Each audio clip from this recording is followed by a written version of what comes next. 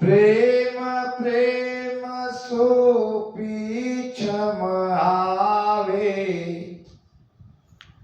प्रेम प्रेम सब किल्ला ढावे, नाम प्रेम के सुन बस भाई, प्रेम बिना नहीं और उपाय। देवसिंह भाई चले गए क्या? ठीक है।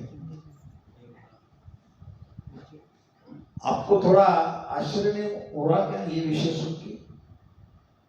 कौन सा विषय? ये विषय जो अभी मैं प्रेम प्रेम की क्या बात कह रहा हूँ, तो थोड़ा सुन के आश्चर्य नहीं हो रहा क्या कि कभी बापू तो हड्डियों का सिद्धासन लगाने को कहते हैं, कभी गर्दन ऐसी करो, कभी पेट से श्वास लो, पेट से छोड़ो। लेकिन बापू से ये भी जरूरी है ना। हाँ, ये भी जरूरी है। और यहाँ तो प्रेम की बात हो रही है, इसका कारण बताता हूँ। आप प्रेम से ही करते हैं ना। हाँ बिल्कुल। नहीं, आपके मन में शंका आई भी होगी तो सब कुछ बस नहीं पूछ रहे होंगे या बाद में पूछेंगे ऐसा लगता, तो मैं बता देता हूँ। कोई शंका नहीं हुई।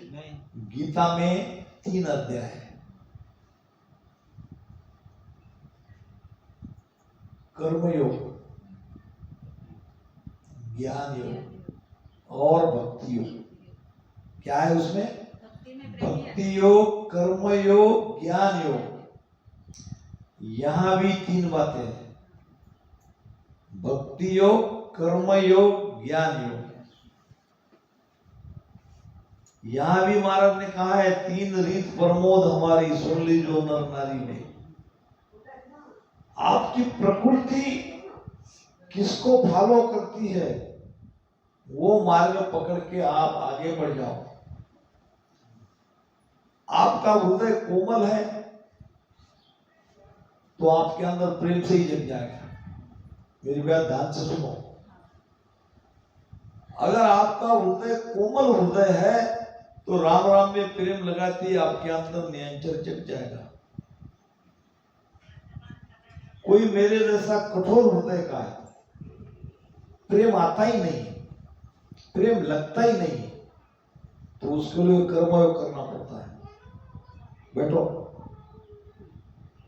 वीर सिंह भाई कहते थे यहीं पे, बापू सब बातें बराबर है मगर जब अंदर होगा तब मैं मानूंगा। और ऐसा मुझे बहुत पसंद है ऐसा कहने वाला। इसका मतलब क्या? उसकी अपनी तैयारी है। एक तरह से उन्होंने बता दिया कि मेरी पूरी तैयारी है। तो वहां मुझे 3 दिन का भजन का कैंप लेना पड़ा। दुर्भाग्य से कुसुमबेन उस दिन आई नहीं। अब कुसुमबेन नहीं आई तो ना अमीना बेन भाई न चश्मा भी नहीं, या तो किसी की सगाई थी या कोई बीमार था, ऐसा कुछ था। अब उसमें उनका काम हो गया क्योंकि वो प्रेम से मानने वाली नहीं थी। मनुष्य अलग अलग प्रकृति के, अलग अलग स्वभाव के हैं। अब कोई कोई इस दोनों में भी नहीं आता है। प्रेम में तो बैठता ही नहीं, योग में भी नहीं बैठता, तो उसके लिए ज्ञान का आधार है। ज्ञान की चोट लग जाएगी तो वो प्रेम भी आ जाएगा, भजन में भी बैठेगा। यहां महाराज ने 3 बातें बताई है। या तो 3 में से एक पकड़ो या तीनों पकड़ो। उद्देश्य हमारा यही है कि हम पलट जाए और हमारी चेतना ऊपर चढ़ जाए। उद्देश्य क्या है हमारा? एक ही है सब। तो इसलिए सबके लिए यहां से तो एक ही बात कहनी पड़ती है कॉमन। तो कभी कहता हूं कि इस प्रकार से भजन करो, कभी कहता हूं कि प्रेम लगाओ, कभी कहता हूं कि ज्ञान को समझो। ये कहना पड़ रहा है, किसी न किसी तरीके से आप जग जाओ, आपका मन इसमें लग जाए, आपका प्रेम इसमें लगा रहे, यही उद्देश्य है। क्योंकि कौन किस तरह से मानेगा ये कह नहीं सकते। ज्ञानी को ज्ञान से समझाना पड़ेगा, प्रेमी को प्रेम की बात कहनी पड़ेगी। और जो साधना में रस रखता है उसको साधना की बात करनी पड़ेगी।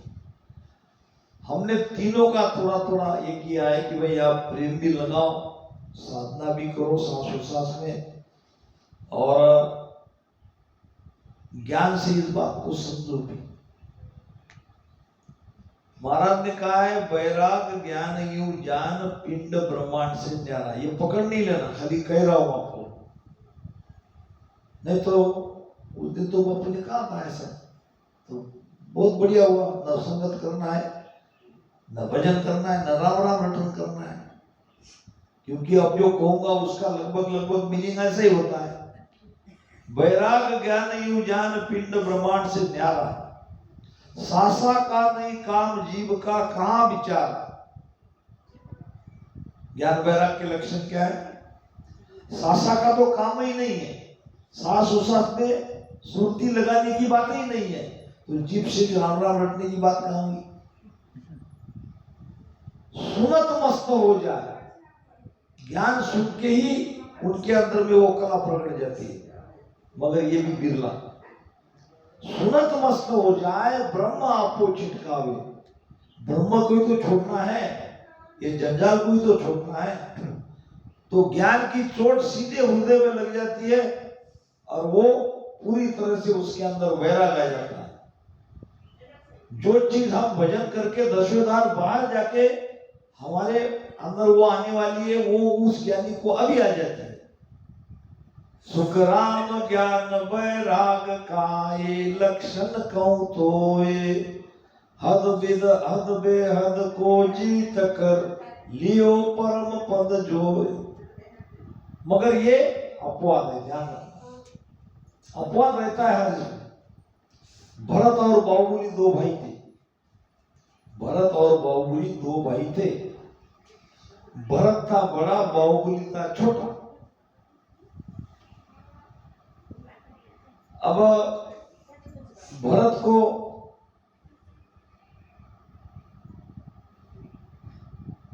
मोक्ष में जाने की इच्छा हुई और उसने अपने मन से ये मान लिया कि सबका त्याग करना पड़ता है तभी मोक्ष मिलता है। तो उसने अपने सारे रिश्तेदारों को बुलाया कि कल मैं घर दार परिवार सबको छोड़ रहा हूं और निकल चला जाऊंगा। कहां जाऊंगा ये भी पता नहीं, कहां कल जाऊंगा। और आज सारे मेहमानों को मिलने के लिए बुलाया। छोटे भाई ने देखा कि सारे मेहमान आए, पूछा कि मेहमान क्यों आए? भैया ने बुलाया। क्यों बुलाया? तो कल वैराग लेने वाले हैं, कल वैराग लेने वाले सबको मिलने के लिए बुलाया। क्या वैराग ऐसा आता क्या? छोटे भाई ने कहा रिश्तेदारों को, रिश्तेदार ने कहा कैसा आता है?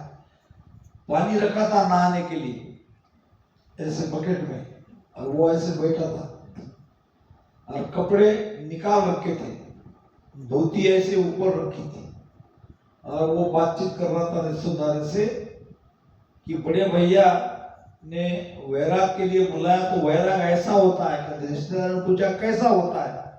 ऐसा धोती उठा लाया कंधे पे, ये होता है वैराग। निकल गया। वही बीच में तो रात है आड़ी, और मन क्या करेगा क्या नहीं, वैराग वो थोड़ी वैराग है। वैराग कोई कह के थोड़ी करता है, वो तो आ जाता है, आना हो तो आ जाता है। अरे रे गया गया गया गया गया। बड़े भैया को लगा ये तो बहुत बुरा हुआ। वैराग का भी मुझे ढिंडोरा पिटवाना नहीं चाहिए था, उसका भी कोई अहंकार करना नहीं चाहिए था। सचमुच मेरे अंदर वो वैराग नहीं आया, नहीं तो मैं इसका प्रदर्शन नहीं करता। मेरा छोटा भाई महान है। वैराग ऐसा आता है, वैराग लाने से नहीं लाता है, वो कुदरती आता है।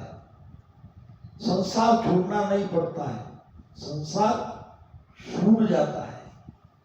संसार छूट जाता है मतलब संसार में ही रहोगे आप, घर में ही रहोगे, मगर उसके प्रति जो आसक्ति है वो नहीं रहेगी। उसमें जो मोह है वो छूट जाएगा, और मोह छूट गया तो सब कुछ छूट गया। ये मोह तो बहुत कठिन है, मोह को छोड़ना। तो ज्ञान से भी मोक्ष हो जाता है।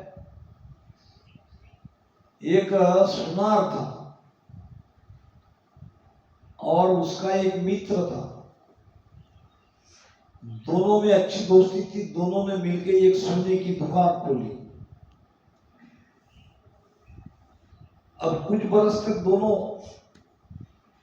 बढ़िया तरीके से दुकान चलाए। अब वो दोस्त मर गया,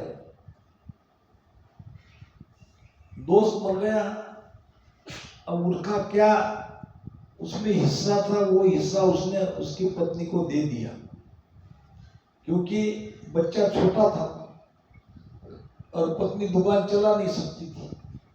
और कहा कि बहन कोई भी जरूरत पड़े कभी भी तो निसंकोच मांग लेना, मेरे मित्र की तुम पत्नी हो ऐसा नहीं समझना।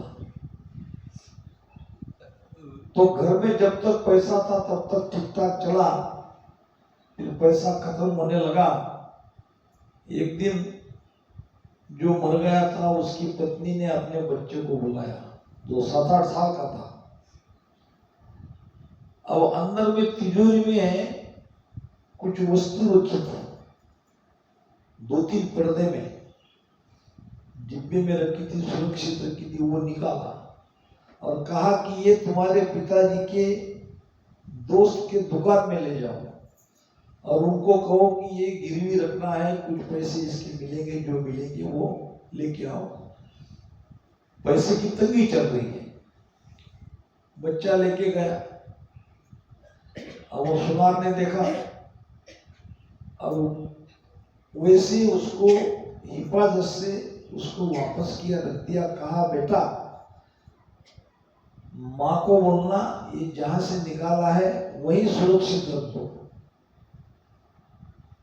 और तुम माँ को लेके आओ, क्योंकि पैसा मैं तुम्हारे हाथ नहीं दे सकता। शाम को माताजी आई, दोस्त की पत्नी, उसको जितने पैसे चाहिए उतने दे दिए और कहा कि कल से बच्चे को यहाँ दुकान में भेज दो, सीख जाएगा कुछ ना कुछ। अब वो 7-8-10 साल का बच्चा दुकान में आने लगा, सीखने लगा।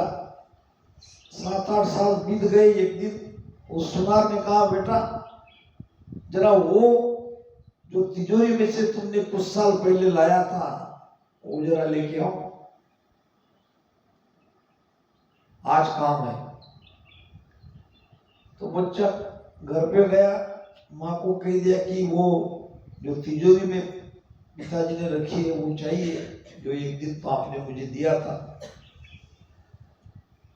सुबह उठ के माता ने तिजोरी से निकाल के वो चीज दिया, लड़के ने देखा और वहीं फेंक दिया। अब वो थे कांच के टुकड़े। समझ में कब आई? समझ में आया। उसके लिए जिंदगी के 7-8 साल गंवाने पड़े लड़के को। बेटा ये उसी दिन मैं जान गया था ये कांच के टुकड़े थे, मगर तुम छोटे थे, तुम्हारे मन में परिणाम आ सकता था, तुम्हारी माता भी नाराज हो सकती थी, मैंने तो पैसे यूं ही दे दिए। कहने का मतलब जब ज्ञान हो जाता है, जब समझ आ जाती है, तब ये संसार फीका लगता है। जब तक ज्ञान नहीं होता है, जब तक समझ नहीं आती है, तब तक संसार यूं ही लगता है जैसे पहले लगता था। हमारी भक्ति में सबसे बाधक है ये मोह, और ये मोह टूटता नहीं है, मोह हटता नहीं है। कितना भी इसको रोकने की कोशिश करो, मोह का बंधन साबड़ा सबड़ी करमारी फौज। तो चाहे इसके राम राम रटन करते करते इस मोह को छोड़ो, या फिर सांस उसास में आसन लगा के तुम्हारे सिद्धासन के साथ में राम राम करते करते इस चेतना को ऊपर चढ़ाओ, या ज्ञान से समझ जाओ, तीनों बातें एक है, मगर ये बिरले के लिए है। कोई ज्ञानी बिरला निकलेगा जो ज्ञान से इसकी चोट लगने पर, जैसे वो भरत का भाई था बाहुबली, धोती उठा के निकल गया, ऐसे बिरले की बात है। बाकी 99% ध्यान ही करना पड़ेगा, इसलिए ध्यान पे ज्यादा जोर है। वैसे इसमें तीनों बातें हैं, मगर प्रेम करने वाले भी बहुत कम है, ना के बराबर है, और ज्ञान से समझने वाले भी ना के बराबर है। तो आ जाओ, लाइन में बैठो, आसन लगाओ, सांसों में राम राम करो, प्राण अपान का मिलान करो, पलटो। तुम्हारी शक्ति पलट गई तो तुम कुछ नहीं कर सकते इधर। जिस शक्ति के आधार से तुम संसार से प्रेम कर रहे हो, वो शक्ति तुम्हारे ऊपर चली गई, क्या करोगे तुम? मोक्ष में नहीं जाओगे तो कहां जाओगे? तो तीनों रास्ते महाराज ने बताया है। प्रेम प्रेम सूपी चमावे, प्रेम प्रेम सब किल्ला ढावे। किल्ला ढाने का मतलब क्या? किल्ला फतेह करना। किल्ला किसको कहते हैं? आपके तरफ है क्या किला? का किला राजस्थान में ज्यादा है, देखो बता रहे हो, राजस्थान में किले ही किले हैं। सामुद में भी था ना। हाँ, किले यानी सुरक्षा। राजा महाराजा अपन सामुद में गए थे ना, उसमें बता रही है कितना बड़ा किला था। वो वहाँ दूर से दिखाई दे रहा था, दूर से ही दिखाई दे रहा था। तो वो सुरक्षा के लिए किले बनाते थे राजा महाराज, और किले को भेदन करके उसको फतेह करके राजा पर चढ़ाई करना बड़ा कठिन होता था। ऐसे ही काल उनके एरिया से बाहर न निकले, इसलिए शरीर के अंदर किले बनाए हैं। ये एक एक गाठी एक एक किले के समान है, और यहाँ का तो बड़ा जबरदस्त किला है। तो ये किले को प्रेम प्रेम सब किला ढावे, एक एक किले को प्रेम से भजन करते करते करते करते आपको आगे बढ़ना है। सीधा रास्ता नहीं है, बड़ा कठिन है।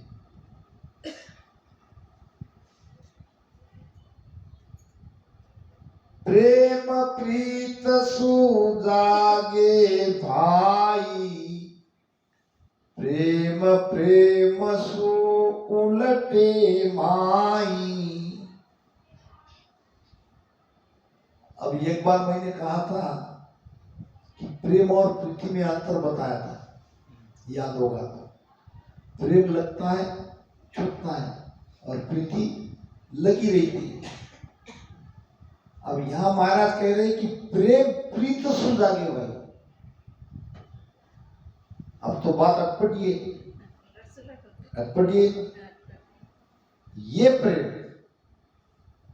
वो प्रेम नहीं जो साधारण हम प्रेम करते हैं, वो प्रेम नहीं। प्रीति लगने के बाद जो प्रेम आता है वो प्रेम। प्रीति के आगे, प्रीति लगने के बाद जो प्रेम आता है वो प्रेम चाहिए। वो प्रेम आता है प्रीति से, प्रीति लगने से।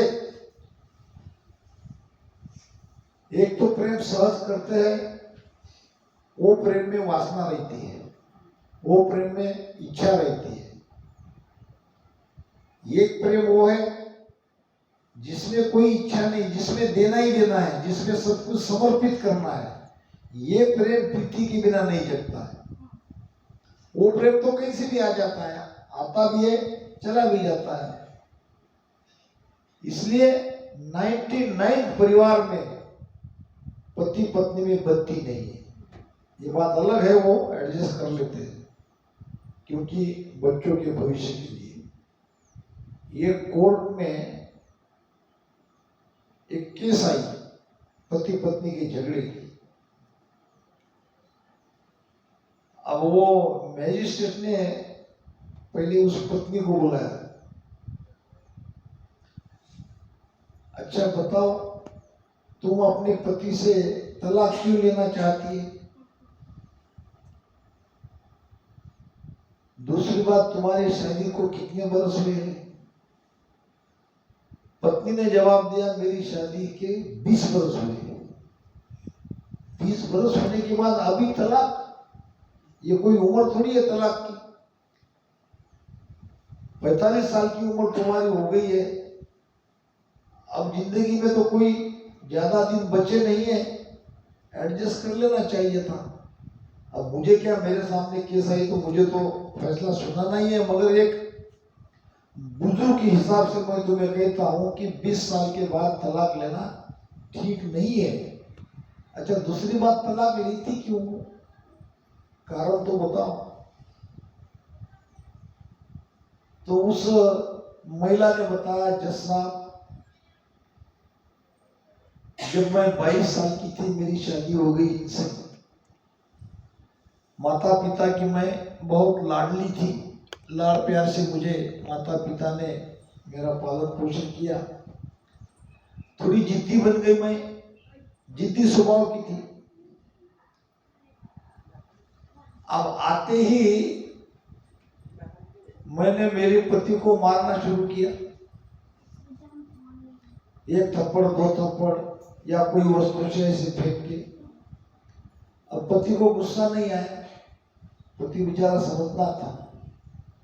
अब पति को गुस्सा नहीं आया तो मुझे मारने में फेंकने में आनंद आने लगा। फिर ये हमारा हमेशा के लिए चलता रहा। कोई चीज मैं फेंक दी, पति को लग जाती तो मैं तालियां बजाती, पति भी खुश मैं भी खुश। हमारे अंदर प्रेम तो था, मगर मेरी आदत ये बढ़ती गई और पति बेचारा मार खाता गया। फिर और कुछ बार खा लो, पति तुम्हारा इतना अच्छा, तो पति को भी कहूंगा कि भाई 2 4 10 20 बार और मार खा लो और ये तलाक मत करो। अभी क्या मामला है, अभी तलाक लेने का कारण क्या? तो उसने कहा कि 20 बरस से मार खाते खाते इसने बचाव का उपाय ढूंढ लिया। मैं कोई वस्तु फेंकती, ऐसा हो जाता। अब बड़ी से बड़ी वस्तु फेंक के भी मैंने देख लिया, इसको लगती नहीं है। इतना ट्रेन हो गया, इतना ट्रेन हो गया। पहले तो छोटी सी वस्तु फेंकी, एक चम्मच फेंका तो उसको लग गया। अब बड़ी बड़ी वस्तु फेंकती हूँ तो भी उसको लगती नहीं है, वो बचा जाता है। अब वो बच जाता है, उसको लगती नहीं तो मुझे आनंद आता नहीं है। अब मैं तो आनंद के लिए उसे मारती थी, अब मुझे आनंद नहीं आता तो मैं ऐसे पति से क्या करूं, इसलिए मुझे तलाक चाहिए। कहने का मतलब, ये प्रेम सांसारिक प्रेम से अलग है। ये प्रेम में इच्छा भरी है, ये प्रेम में लेना है, और प्रीति के बाद जो प्रेम जगता है उसमें देना है, सर्वस्व अर्पण कर देना है। ये है प्रेम। नाम प्रेम के सुन बस भाई, प्रेम बिना नहीं और उपाय। प्रेम माय विद और विचारे, तो जो नमक दूध में डारे। प्रेम माय विद और विचारे, प्रेम के विधि के अलावा दूसरी विधि का विचार किया, दूसरी विधि को धारण किया तो क्या होगा? नमक में दूध डालने जैसा। नमक में दूध डाल दिया तो दूध फट जाएगा। इसी प्रकार ये भक्ति से प्रेम निकल जाएगा तो कुछ भी नहीं बचेगा। प्रेम है तो भक्ति है, प्रेम नहीं तो कुछ भी नहीं है। इसलिए प्रेम को समझो, प्रेम को लगाओ। नाम उलट गी गन चढ़ जावे, फाड़र पीठ शिखर में आ ऐसे राम राम रटन करते करते ये नाम, ये शब्द रीढ़ की हड्डी से ऊपर चढ़ेगा, आपकी सुर्ती भी साथ रहेगी, और फिर जो सांसों सांस में आप भजन करते रहोगे। ये ध्यान रखना ये बात को, ये शब्द ऊपर चढ़ गया, सुर्ती ऊपर चढ़ गई तो भजन करना बंद हो जाएगा, ऐसा नहीं है। मुख सिमरन मत छाड़ जो 10वें द्वार लग जोए, होठ कंठ सुखराम कहे गड़चड़िया बंद होए। अपने आप सारी तिथि जब तक बंद नहीं होती तब तक जीव्या का रटन बंद नहीं करना। जब लग आग लगी है नाही, तब लग फूका दीजे, के सुख राम लग्या फिर पाछे, होय न चिंता लीजे। पुराने जमाने में गैस नहीं था, क्या थी? वो लकड़ी डालना था, चूल्हा, चूल्हा में फूकना पड़ता था। जब धुआं हो जाता वो फूकने की रहती हो, समझते हैं? मगर ये भेद है, ये भेद बता रहा हूँ मैं, इसलिए आपको फूक के बता रहा हूँ। आप कहोगे ये साधारण मत बापू बता रहे, हम तो ये तो जानते ही है। प्रीति कहेगी ये तो हम तो पहले ही देख के आए, फूक के क्यों बता रहे? भेद है। जब लग आग लगी है नाही, तब लग फूका दीजिए। तब लग फूका दो जब तक वो धुआं खत्म न हो जाए और आग न लग जाए। एक बार आग लकड़ी ने पकड़ ली, फिर आप काम करते रहो, फिर आपको वहां जाने की जरूरत नहीं है और धुएं की भी तकलीफ नहीं है।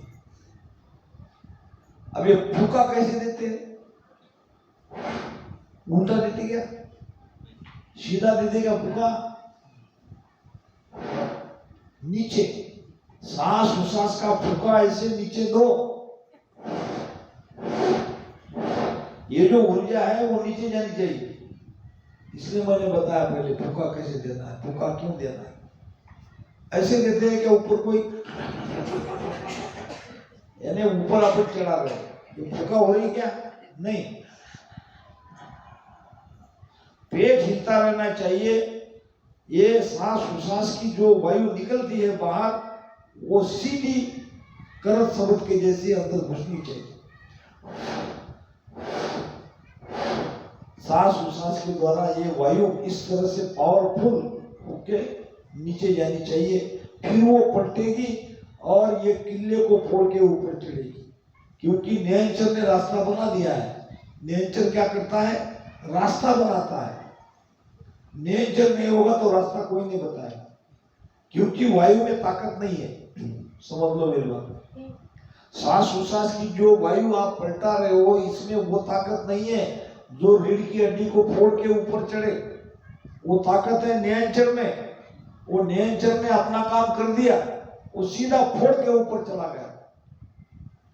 अब रास्ता हो गया, रास्ता खुल गया। अब ये रास्ते से ये वायु ऊपर धीरे धीरे धीरे धीरे धीरे धीरे धीरे धीरे जाएगी। जितना ज्यादा करोगे उतना जल्दी पहुंचोगे, जितना कम करोगे उतना देर लगेगी। नाम उलट गिगन तीर जावे और फाड़ पीठ शिखर में आवे। यानी इस प्रकार से नाम ब्रह्मांड में ऊपर चढ़ जाता है, पीठ को फाड़ के